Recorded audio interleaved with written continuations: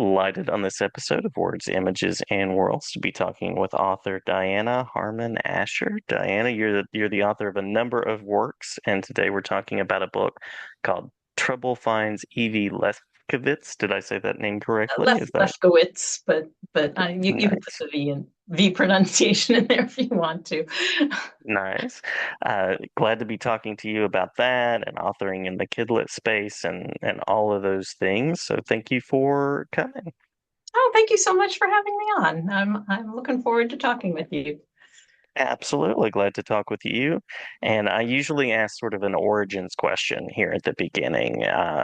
Curious about what led you to the written word, and I know that we'll be talking about young readers as part of that. So curious about your journey as a young reader. Um, I guess I've always loved to read, but I also love watching TV. I also love movies. I also love music. So it's not as though I was a bookworm from day one. And I think it's important as a writer to kind of get stories wherever you can. It's not all about the written word. But I always love playing with words and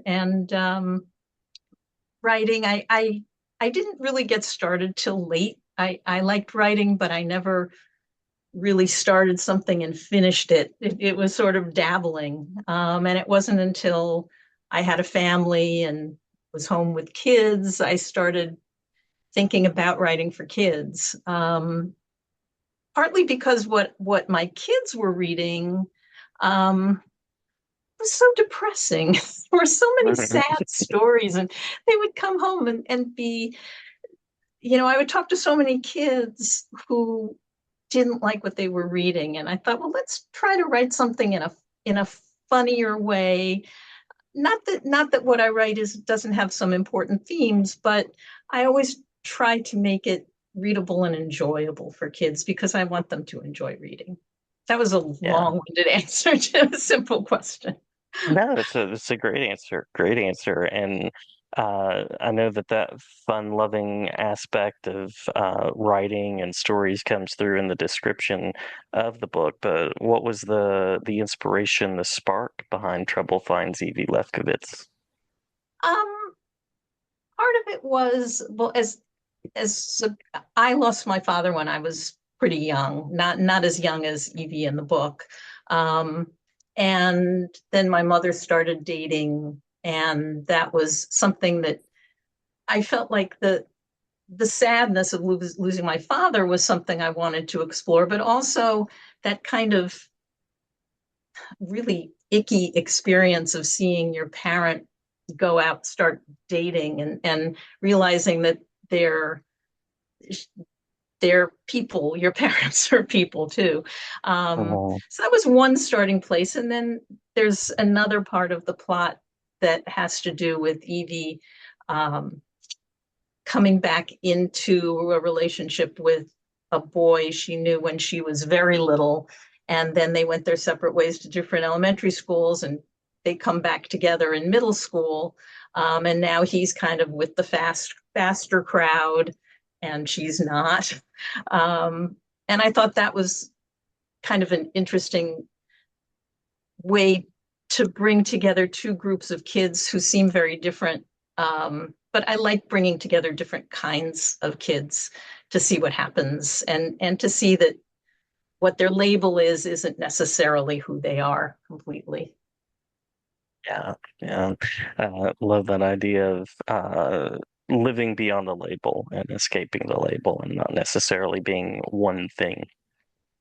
Right, right. And I think kids tend to be slapped with a certain kind of label way too early. Before they even know who they are, all of a sudden they're being told they're trouble, or oh, you're the good kid, or you're a good student, or you're not a good student. And there's a lot of growing that takes place, and kids have to find out who they are. Yeah, yeah. Speaking of kids and interacting with kids, I know that you probably interacted with a number of young readers. So I'm curious about a time that a young reader has surprised you in some way. They're always surprising me.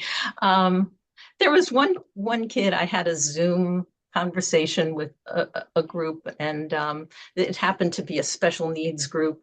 And this one kid who was just a mess. I mean, his hair was all over, and it was supposed to be the end of the discussion, and and he just was waving and saying, "Oh, I have one more question." And I said, "Of course, go ahead." And he said, "How do you get your hair to stay so neat?" I just said, "That's the best question anybody ever." But also there was a kid who said he had read Sidetrack 10 times. I was out in Colorado Springs recently, and he said, I read it 10 times. And I mean, there's no better feeling, than Yeah, to know that a kid that you spoke to a kid that somehow he got it and read it that many times. It was really wonderful. He was adorable. and there is a good deal of rereading when you find a book that you love as a kid. It's a page to return to and a book to return to. Yeah, yeah. And it's really encouraging when I see kids like that, where everyone, they're the doomsayers who are just, oh, kids are just scrolling now and they're just watching. And Mm, kids really are reading. They are. And in fact, a lot of kids really like books. They like holding it in their hand. mhm. When I do book signings, they get really excited about that. So I think there's always a return to that physical thing. It's too early to say goodbye, to paper and print. Agreed, agreed. What is a secret to writing for young people or something that's really special about writing for young people? You can answer one part of that or both. Ooh, um, I guess, I mean, I try not to write down to kids. I think they have a sense of humor that's just as developed as ours. I mean, every now and then throwing in something a little. I mean, toilet humor always works. I mean, Captain Underpants is popular for a reason. Um, Hmm. but if I entertain myself, usually I think I'm entertaining the reader. I try not to be really preachy. A lot of middle grade books I read, it's sort of, you kind of see the message. It's like a punch in Yeah. the face. Um, I try not to do that. I don't really know how, I mean, I'm a grandmother, so I'm certainly not, I'm not trying to speak their language. I don't think, I think I'd sound stupid if I did that. But I do know from listening basically how kids talk, how kids have always talked. Um, and I try to be honest about it.